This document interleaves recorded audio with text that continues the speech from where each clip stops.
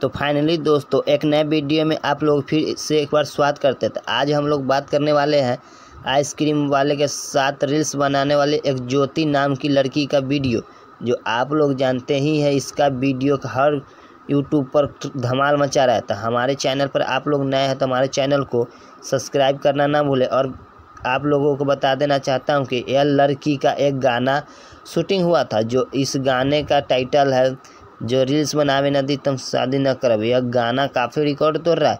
यह लड़की को सबसे पहले आइसक्रीम वाले के साथ यह वीडियो बनाया करती थी। यह आइसक्रीम वाले के साथ वीडियो बनाकर ट्रेंडिंग में आई थी। उसके बाद से यह एक गाना शूटिंग किया। उसके बाद यह गाना काफ़ी रिकॉर्ड तोड़ रहा है। आप लोग जानते हैं इसका गाना काफ़ी शानदार तरीके से बनाया गया था। यह गाना काफ़ी रिकॉर्ड तोड़ रहा है। यूट्यूब पर ट्रेंडिंग में यह गाना चल रहा है। यह लड़की सबसे पहले इस लड़की का नाम है ज्योति। यह पहले आइसक्रीम वाले के साथ शॉर्ट वीडियो बनाया करती थी। इसके बाद यह फिर भी माना जाता है यह पहले थिएटर में भी काम कर चुकी है।